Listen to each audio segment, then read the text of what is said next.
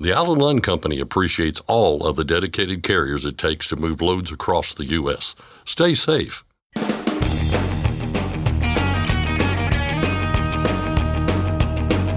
OOIDA, representing America's truckers since 1973, presents Landline Now with your host, Mark Redding. An OOIDA board member who fell into the business of trucking has become an important voice in the industry. Ashley Blackford speaks with Linda Allen, who recently visited the nation's capital and who is continuing her advocacy work on some major trucking issues as well as veteran issues. Sometimes a city will develop a certain kind of reputation. That can be good or that can be bad. In the case of Chicago and trucking, it has become very bad indeed, with the city having become a nest of fraud. So what's going on and what can you do to protect yourself? I'll get some information and advice from Tom Crowley and Aaron Lynch of OOIDA's Compliance Department. And finally, you're probably familiar with the traditional path of a bill becoming law, but there's another path that could pave the way for a couple of trucking bills currently in Congress. The Highway Bill provides new opportunities for bills dedicated to truck parking and bathroom access. Bryce Mungen, OOIDA's Director of Legislative Affairs, explains how you can help grease the wheels. But first, the news with Scott Thompson. Thanks, Mark. Our top story today. House Republicans have introduced resolutions to eliminate advanced clean trucks and other California vehicle emission rules. One Congressional Review Act, or CRA, resolution would reverse the Environmental Protection Agency waiver for advanced clean trucks. Another would terminate the heavy-duty omnibus low nitrogen oxide rule and advanced clean cars 2. And yet another resolution also attempts to undo advanced clean cars 2 as well. If passed, the resolutions are all but guaranteed to be challenged in court. That is if they get that far, though. The Congressional Review Act allows Congress to overturn regulations using a simple majority. However, the Biden administration's approval of California's emission rules was issued via a waiver, not a federal rule.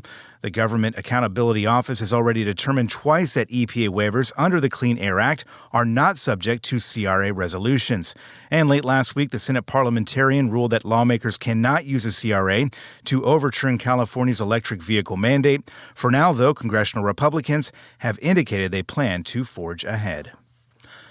Federal investigators have determined that speeding and a less than thorough pre-trip inspection were the main causes of a deadly 2023 crash in Philadelphia. The report comes by way of the National Transportation Safety Board, which just wrapped up its probe into the crash, which happened on an Interstate 95 exit ramp. The agency says the truck driver who died in the crash was going too fast before losing control and exiting the roadway. Investigators said fatigue may have played a role as well. The crash sparked a fire that resulted in an overpass collapse. The NTSB said the driver also failed to secure a manhole cover on the truck during a pre-trip inspection. The truck was carrying about 8,500 gallons of gasoline at the time. I-95 reopened less than 2 weeks after the collapse. There were no other deaths or injuries. The Trump administration's 25% tariff on imported vehicles and certain components could drive new truck prices up as much as 9%. That's according to analysis by S&P Global Mobility.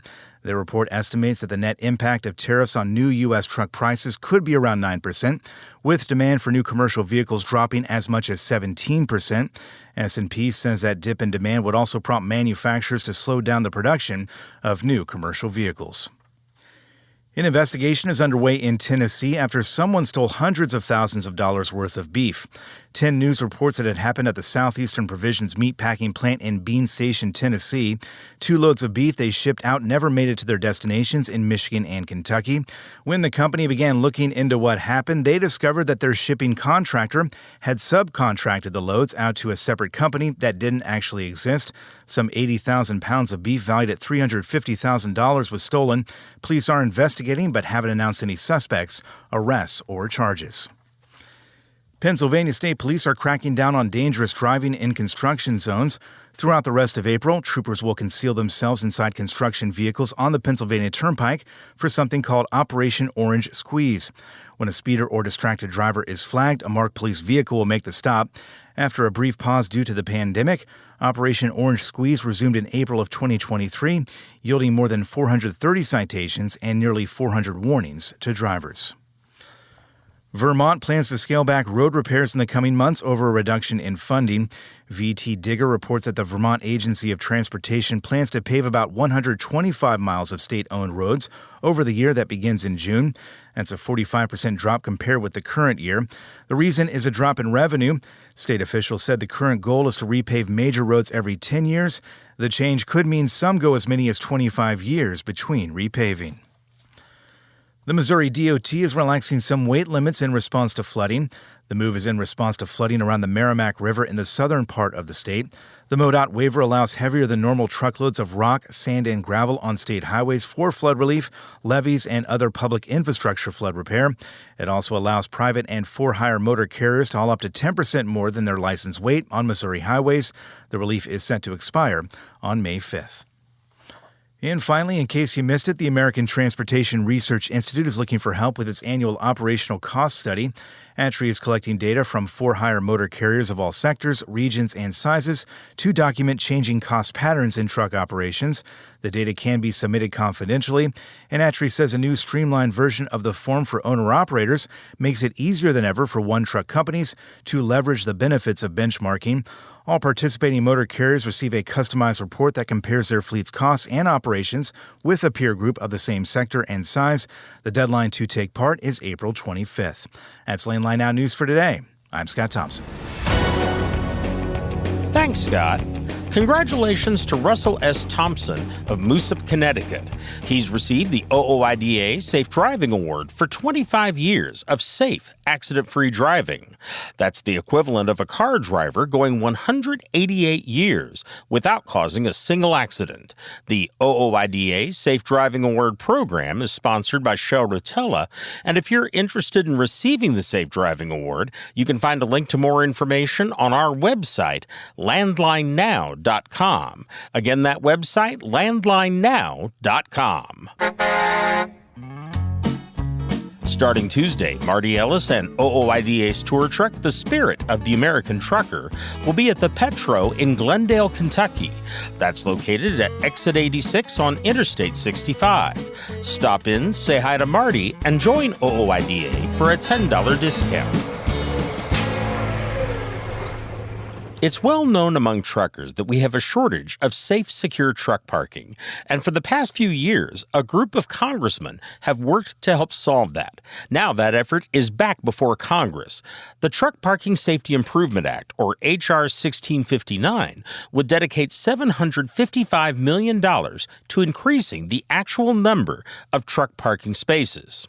Truckers often work as much as 70 hours a week, but they aren't paid for a significant portion of that work. And we all know why. Pay that's by the mile instead of by the hour, the way the overwhelming majority of Americans are paid, and of course no overtime for over 40 hours. Now, there's a bill in Congress that would change that. The Guaranteeing Overtime for Truckers Act, or Got Truckers Act, would require overtime pay for truckers. The bill is H.R. 1962 in the House and S. 893 in the Senate. And if you've ever been at a loading dock and you needed to go, you've likely encountered what so many truckers have, and that's a shipper or receiver who won't let truckers use their facilities. It's a dehumanizing experience, but Congress is now taking up a bill that would solve that situation. H.R. 2514, the Trucker Bathroom Access Act. And of course, you can call your members of Congress and let them know about your support for any of these bills at the U.S. Capitol Switchboard at 202-224-3121, or write a letter to them at the website fightingfortruckers.com. Next, Ashley Blackford speaks with OOIDA board member Linda Allen about her advocacy work, and I'll discuss one city that's developed a reputation for freight fraud with Tom Crowley and Aaron Lynch of OOIDA. I'm Mark Reddick, and this is Landline Now. Dispatch, I picked up that load of steel, so I'm ready to roll. Sounds good. Remember, we're getting paid by weight, so make sure to use a CAT scale. I wouldn't weigh anywhere else. Forget misaccuracy when your truck on a CAT scale. Penske is the trusted source for quality used trucks. Whether you search our website, call our sales staff, or bid at our online auction, you are sure to find the right used truck for your business. Visit PenskeUsedTrucks.com to view our inventory and learn more. With rising costs affecting everyone, switching to a genuine Vibertech TVD viscous damper can help you avoid expensive repairs and downtime. Save money and keep your truck running smooth with Vibertech TVD. Recommended replacement at 500,000 miles or 15,000 hours. Landline Now, welcome back. I'm joined now by truck driver and OOIDA board member Linda Allen. Linda, thanks for joining me. Oh, thank you so much for having me. I always enjoy talking to OOIDA and Landline. Now, we have lots to talk about today, but I kind of want to start back from the beginning, a little bit of an introduction of who you are. Talk to me about how you got onto the board, and I guess before that, how you got into trucking. I got into trucking by mistake, actually. During the economic recession back in 2006, I lost my job. My husband lost his job. We lost our house. And my husband looked at me and says, the only other thing I know how to do is drive. So we took the last of our 401k savings and bought our first truck. I'd never even been near a truck before. Went through the Workers Investment Act, got my CDL as well, and started trucking. That's not the way to do it. I don't recommend doing it that way. Luckily, I found OOIDA. I wouldn't be in business today without OOIDA. I called someone, I can't even remember how I found the phone number. I called and they just walked me through everything. They helped me. I could call them with any of my questions. And we started doing better. And after a while, I thought, I really want to give back to the organization that gave so much to me, because I wouldn't be in business if it wasn't for OOIDA. And so I ran to be on the board, and luckily I was elected as an alternate, and then eventually elected as a board member, and actually just won my re-election. So I'm on the board for another 4 years. Wonderful. What had you done before that? Actually, I've always worked with legislation. So I worked with like the 9 to 5, the National Association of Working Women. So I worked on workers' rights, women's rights, motorcycle rights, veterans issues. And it was actually a lobbyist in the state of Georgia for a few years, and worked with kids that were getting in trouble with juvenile justice. I would put together a team with the schools and the courts and different members of the community trying to come together to have some solutions for these kids that were getting in trouble. So I've just always liked to be part of the solution of things. I recognize a problem and try to help. How has all that benefited your career in trucking and being on the OOIDA board? I think actually one of the reasons I even got elected on the board, some of those guys have been in trucking for, 30, 40 years. And I think a lot of them recognize that I brought something different to the table. I brought my legislative background. I'm a political science major in college. So I could bring some of that grassroots mobilization and legislative work to the board. And so my background has helped me promote some of the legislation that OOIDA works on and backs. And I have contacts with different, congressmen and senators. I actually serve on Congressman Bilirakis's Veterans Advisory Committee on veterans issues, but that gives me an in to talk to him about trucking issues as well. So I think it's been a different combination, but I think it's worked out well. Now, you recently went to D.C. Talk to me about what you were doing there. Well, I was there because I'm the legislative chair for the state of Florida for the American Legion Auxiliary. And so they sent me to D.C., so I had different meetings on those issues. But I went to the OOIDA D.C. office, had not been there before, and met with Jay and Colin and Doug. And so then I end up having meetings with, we actually have a new senator that was appointed in Florida. When Rubio was asked to be Secretary of State, he was my senator here in Florida. So we got a new senator, Senator Ashley Moody. I had worked with her actually on veterans issues when she was the Attorney General down here. And so I met with her staff. I brought my Landline magazines with me. I met with Congressman Daniel Webster's staff, Congressman Bilirakis's staff, and also Senator Rick Scott's staff, and just kind of gave them an update on some of the issues that we're facing in trucking, truck parking, the bathroom access bill. It's hard to find a bathroom. The parking is impossible. So I just speed limiters, I actually offered them a ride in a truck sometime. They couldn't understand, well, why is speed limiter such an issue for us? And I said, well, I tell you what, we're in D.C. right now. Let me see if I can get a truck over here. Why don't you go for a ride with me, and I'll drive 20 miles slower than the traffic, and you see how safe that is. So it just gave me an opportunity to visit with them and share Landline Magazine with them and just discuss some of the issues that truckers are facing every day. Do you find a lot of them are just completely unaware that these are the issues that truckers are facing? Yeah, I think some of them are unaware and some of them don't understand the importance and the relevance. I think COVID actually brought a lot of it more to their attention when they realized there was an issue with the supply train. So they're starting to listen more than they used to, but it's still hard. And they only, they're looking at up to 10,000 bills a session. That's a lot of information. And to be able to break something down to them in just a few sentences and hand them the information, or giving them my card and say, call me. If you have a question, call me. I can tell you what it's like being a trucker going over the road. And so they are more receptive to me now than they were. But we still have a long way to go. And I'm hoping our membership, I'm hoping people will take action and start calling them and developing relationships with their congressmen and their senators at the federal level, but also at their local level, the state level as well. Yeah, and actually I want to ask you about that. From your perspective, we're always telling people go to fightingfortruckers.com, reach out to your lawmakers. How important is that from your perspective that people do that? Even, some people might think, well, I don't really know a lot about politics. I don't really understand all this stuff. But why is it important that they do that? It's huge. They get elected from our votes. If they don't hear from their constituents, they don't necessarily realize what is important to us. And if their constituents are calling them, the numbers matter. That's how they get elected, and that's how they stay elected. So they're a lot more willing to listen if you're a constituent and you're calling. And you don't have to know everything. You don't have to know the ins and outs of everything. One, you can call Landline. You can call Jay Grimes, who's our government affairs, or call the D.C. office of OOIDA. They'll explain it to you if you have any questions. It's huge for them to hear from us, and the numbers make a difference. Like I said, that's how they get elected. That's how they stay elected.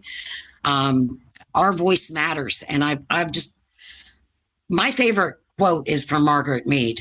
Never doubt that a small group of individuals can make a difference. It's the only thing that ever has. And I live by that. And I just really think that it makes a huge difference hearing from people that are driving the trucks and letting them know what's going on and how things are affecting us. Now, I know you have a lot of ties and doing a lot in the veterans community. Talk to me about that.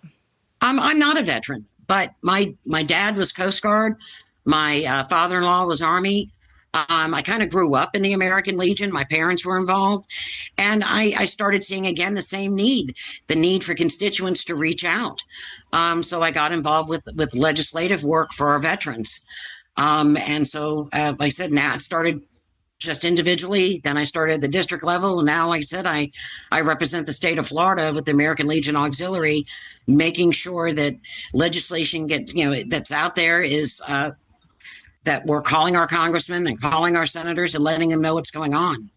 I serve on Congressman Bilirakis's Veterans Advisory Committee.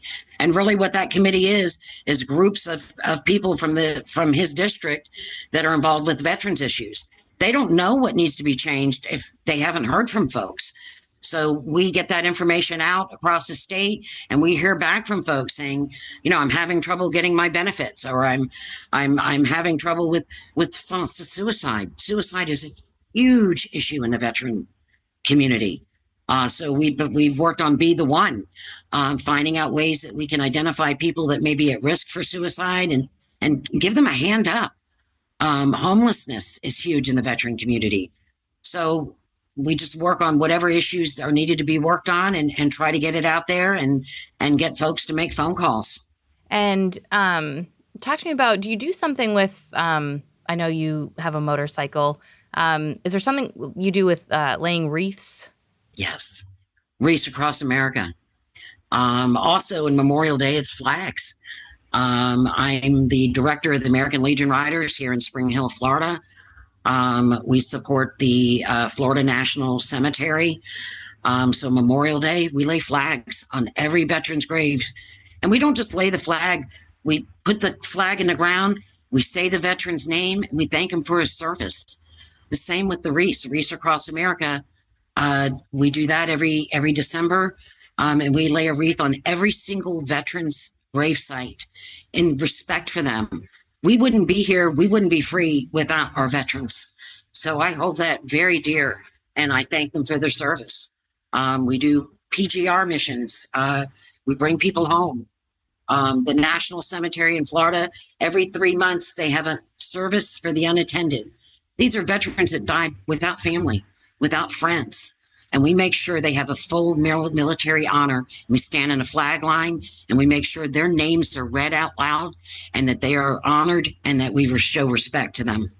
I guess for you, what's coming up? I know you had the trip to D.C. Do you have any plans this year for anything? Actually, I've been working on truck parking. Truck parking is a huge issue. For every 11 trucks, I think there's one parking spot. So I actually work with the Florida Department of Transportation. I'm part of the Martin County Committee on Truck Parking, and it's a way where they've been identifying sites that can be developed as truck parking. So I work on that committee and try to put input and participate in that. Also with the Small Business Administration, there's a group called Divas in Trucking. I haven't been as active this year, but I plan on getting active.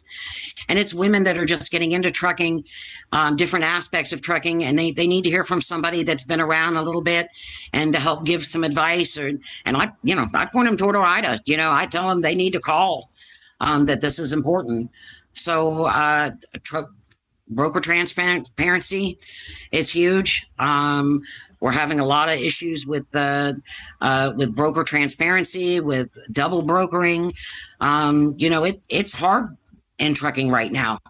I've been in, since 2006, and the last 2 years have been really tough, really tough. We're struggling to stay alive, really, but trying to get information out there and trying to find ways to make it better. That's what I do. I'm not driving the truck quite as much. I have 2 trucks. So I have one that's on the road all the time. The other right now is parked for the moment. It's getting some work done on it. And so when I'm not in the truck, I work really hard on legislation, on truck legislation, on whatever I can do, however I can help to make trucking better. You sound busy. I also take care of my 90-year-old mother and my 37-year-old daughter with disabilities. So yeah, wow. I'm a pretty busy lady. Yes, I would say so. What do you typically haul? Ice cream. Oh, really? Well, that's good, except all I have to do is look at 40,000 pounds of ice cream and gain weight. Ice cream mostly. Actually, we just had some chocolate. And what's good about some of the activity that I do outside of the trucking is a lot of times some parts of our cargo gets rejected. It either wasn't the right product ordered, or maybe the outer box might have been messed up. So I have all these organizations I can call. They'll say, give it away or throw it away. Well, I don't really believe in throwing it away. So I'll call churches. We've done ice cream socials for veterans at a veterans nursing home. We just give it away, but we make sure that it's going to people that, appreciate it or could use it. That's awesome. Wow. That was Linda Allen talking about her advocacy work for both truckers and veterans. For Landline Now, I'm Ashley Blackford. Stay tuned for more after this. At Truck Stop, we built a better load board for carriers like you. Sign up today and access over 600,000 loads on the most trusted online load board. Learn why the best in the business rely on Truck Stop to make more money and start driving your profit today. Are you tired of the IRS following you around like a dark cloud? Call 888-557-4020 and get your life back.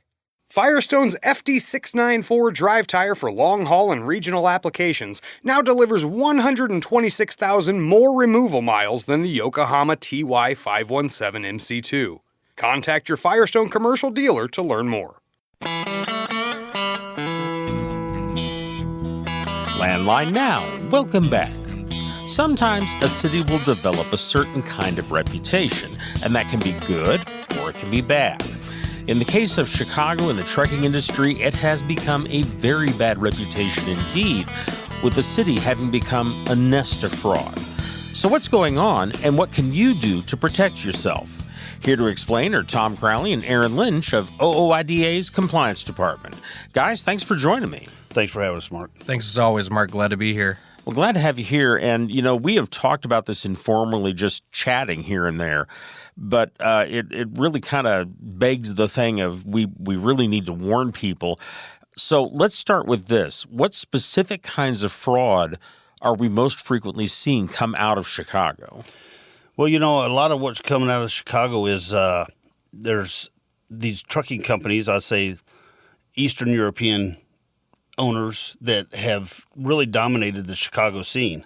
Of course, Chicago's always been a hub for trucking. I mean, with the crossroads, Chicago has just always been massive for trucking. The location, being right there in the Midwest, right in the middle of America, it's a busy place.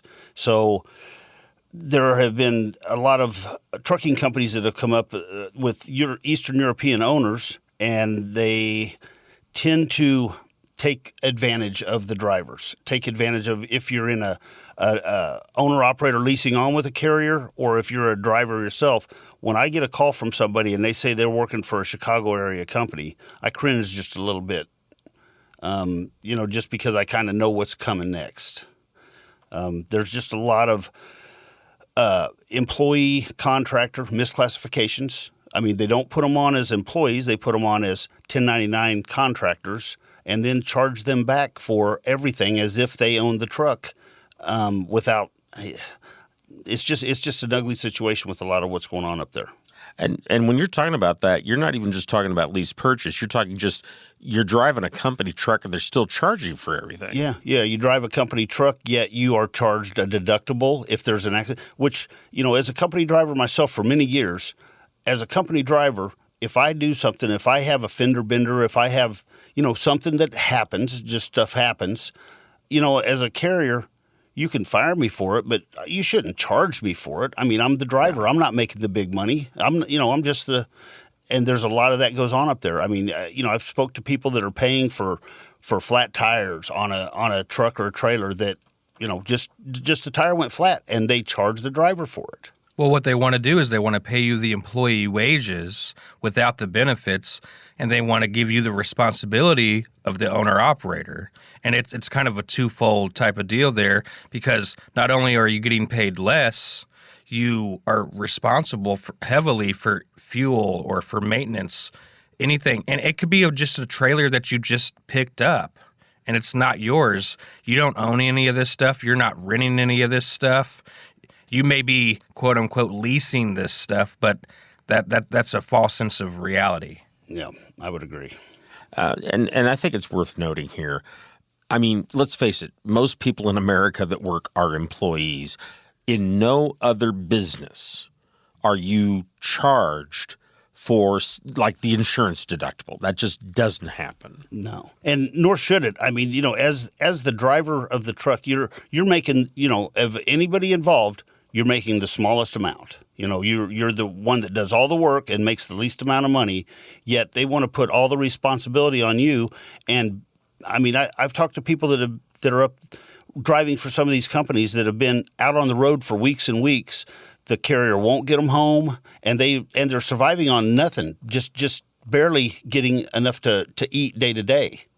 Much less pay any of their bills they have at home. They have a wife and a husband or a spouse, whatever, at home, kids, mortgage. They're just not making the money. And then they get stuck with these companies that refuse to get them home, refuse to treat them decent at all.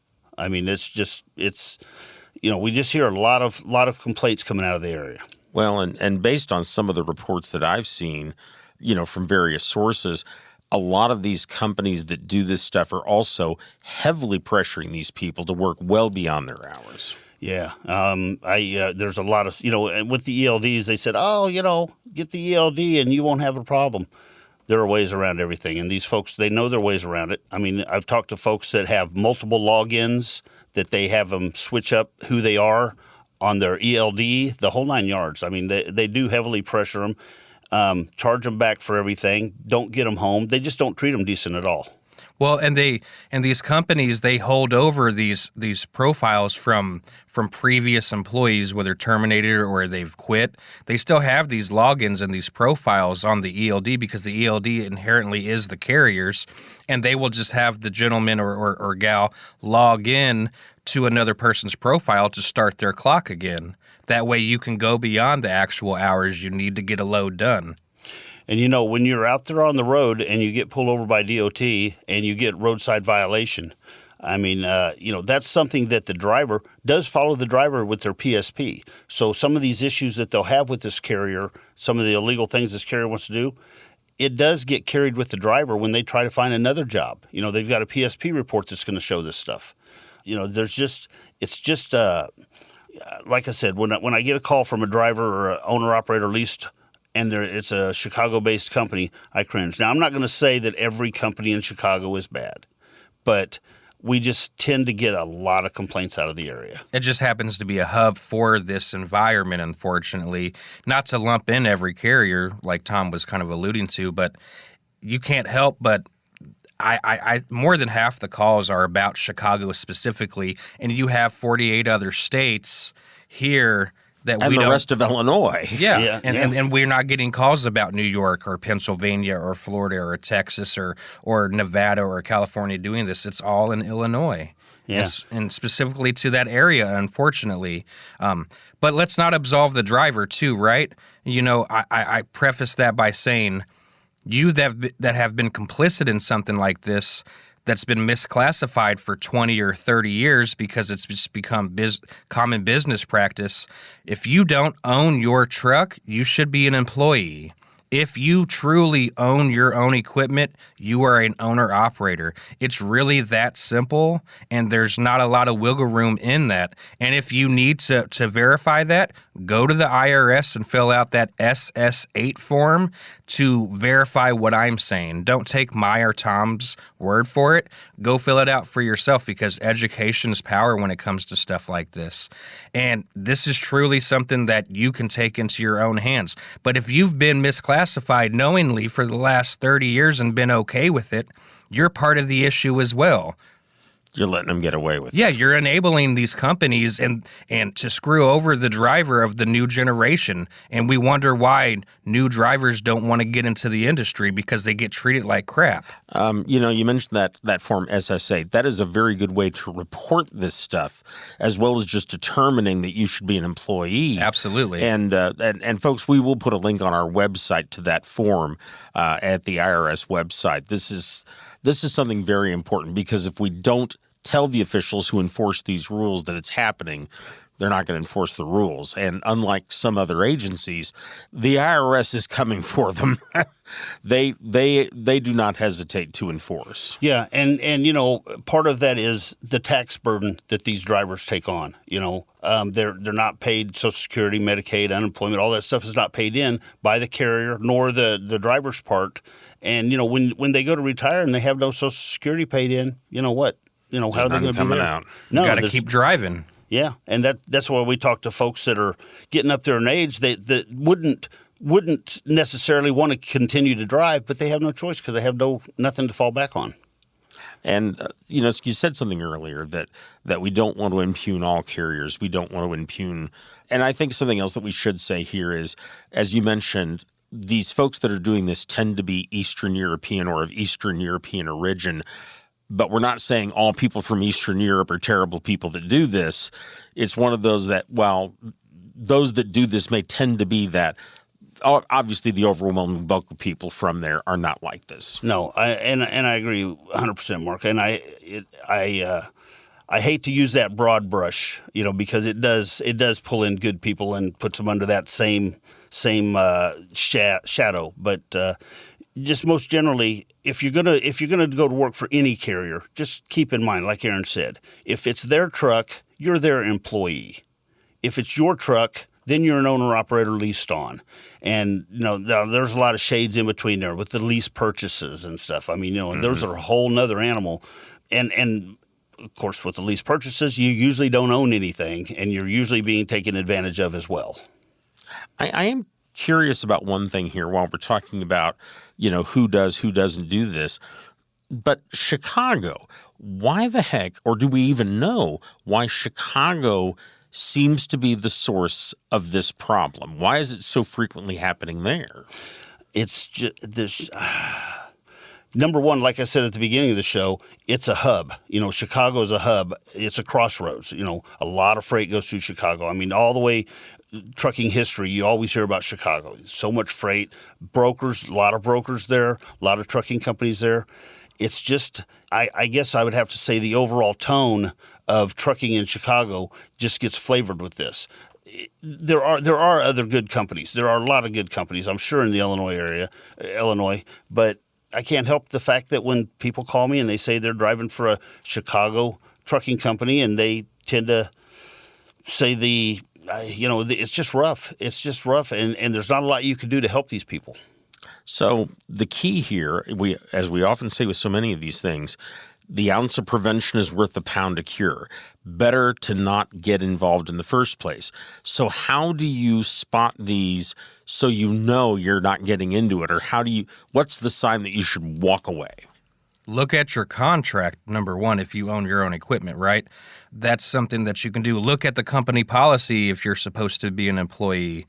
Look at some Google reviews. Look at trucker forums that are out there, or Facebook or any kind of other social media that you can actually kind of get some information on the company. Ask the truck driver who actually works there. What are their experiences? It seems like we've gotten away from that since the turn of the century.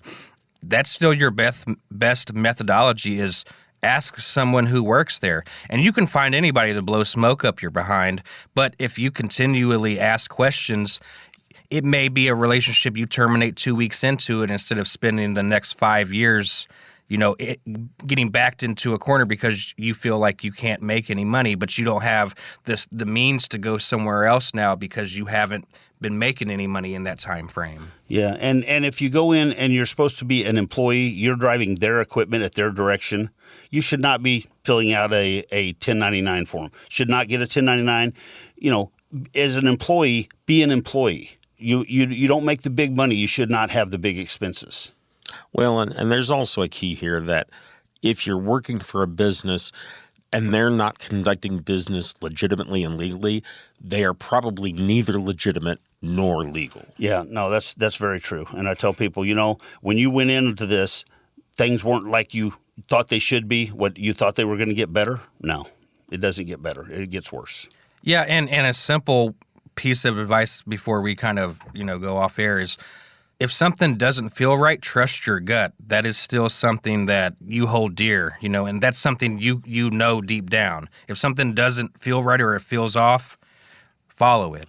I give people the Department of Labor's number a lot up there. Call the Department of Labor, report it, fill out the 1099 form, and the SS8 form. The SS8 form, and get out of that situation. Okay, well, guys, we've run out of time. Excellent information. We will put those links on our website, landlinenow.com. In the meanwhile, thank you very much, guys. Thanks for having us. Thanks, Mark. I've been talking with Tom Crowley and Aaron Lynch of OOIDA. Landline Now will be back in a moment. Protect your diesel engine with Howe's Diesel Defender. Restore vital lubricity, eliminate injector deposits, and boost fuel economy by 5% or more. Power, performance, protection, all in one. Howe's Diesel Defender, available now. Since you started, what you've loved about trucking is the freedom. Heading out on your favorite route, a good driving song, and thinking about truck insurance. Well, maybe not that last one. That's why we're here. At OOIDA, we have a full range of truck insurance products, expert advice, and great customer service, helping you get the right coverage for your operation. Go to OOIDA.com, because your job is to drive. Our job is to help with everything else. Welcome back to Landline Now. We talk all the time about the importance of reaching out to your lawmakers about important issues in trucking. And if you are not in the habit of doing that now, you've got a great chance coming up. It comes courtesy of the Highway Bill, and joining us to explain is Bryce Mungen, OOIDA's Director of Legislative Affairs. Bryce, how we doing? I'm doing well. How about yourself? Doing just fine.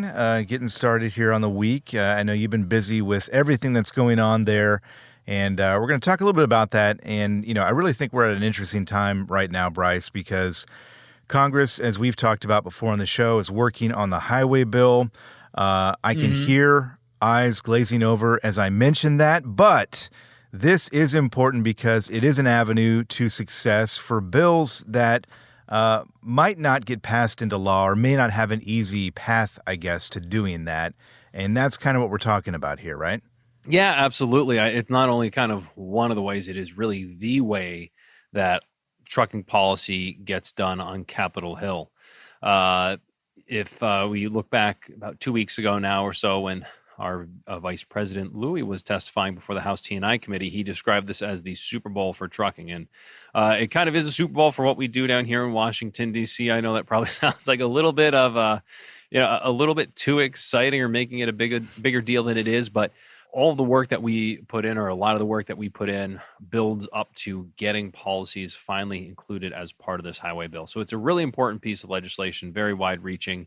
And as you mentioned, is really the primary way that trucking policy actually gets passed through Congress. It's not very often that you see bills moved on a standalone basis. It just doesn't rise to that level. So the highway bill is where so much of this stuff lives and where it gets done.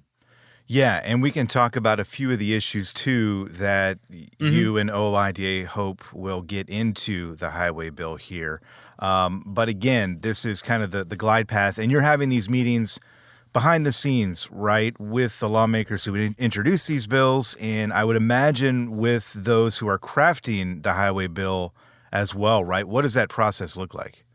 Yeah, and so on the bills, and again, I sort of apologize for feeling like we're talking about so much of the same stuff over and over again, but it really is so important to hammer these points home when we're talking about things like the Truck Parking Safety Improvement Act, the Trucker Bathroom Access Act, as well as the last Congress, it was called the Drive Act, but this was legislation to prevent a speed limiter mandate. And so what we do is we really work with lawmakers who have an interest in this issue and have shown support for this issue to help build champions. And to take just, the truck parking bill, Congressman Boss has been a leader on this bill for years now. Congressman Troy Nels from Texas has been really stepped up to the plate on this Trucker Bathroom Access Act. It takes time to work with these lawmakers, get them to understand what it is truckers care about.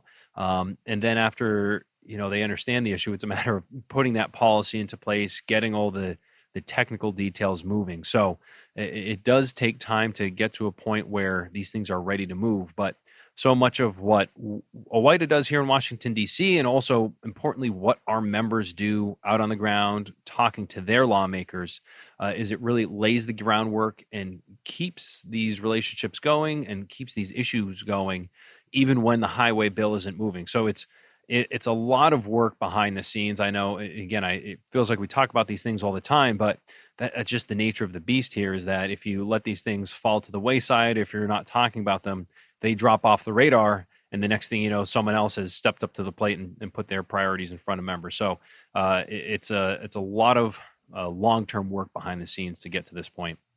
Let's talk about those three issues that you just brought up there individually, and talk about the importance, and talk about what the process looks like for, getting them into the highway bill, and how, basically how it all would work here. Let's go through them one by one here. The Truck Parking Safety Improvement Act. This is something we've been talking about for years now. Representative Bost has, has been doing great work on this. He talks about it in every single committee hearing that I at least listened to. But this time around, talk about the bill itself and talk about, I think, its chances of getting folded into the highway bill. Yeah. So the Truck Parking Safety Improvement Act, we feel like we're in a very strong position in the House. The House T&I Committee has passed this legislation out of committee in each of the last two Congresses. Really, we feel that as long as we keep doing what we're doing on the House side, there's a very good chance that it gets included on the House side. The one thing I will kind of say, this is sort of, again, behind the scenes or kind of inside baseball, but what we're really working to do now is make sure that the Senate takes up this bill and includes it in their version of the highway bill. So as listeners are thinking about where can they have the most effect or where can they make the biggest difference, certainly talking to your representatives on the House side about this truck parking bill is very important. We can't let it fall off their radar, like I said, but also reaching out to your senators and letting them know that this is a priority for you is really important. And I think one of the things to highlight, and this is what we've been telling any lawmakers who, we understand there's some lawmakers, especially Republicans, maybe more conservative, have concerns about, is this spending new money? Are we creating new programs? It's reiterating what we've been saying all along about this bill is that it's not creating new use for federal funds. What it's doing is allowing Congress and the committees with jurisdiction over these issues to make sure that Congress can finally set aside funding for these really important priorities so that instead of funding, putting even more money towards, law enforcement or putting more money towards highway beautification or all these other programs, this is Congress's chance to say, this is important. This will help improve safety.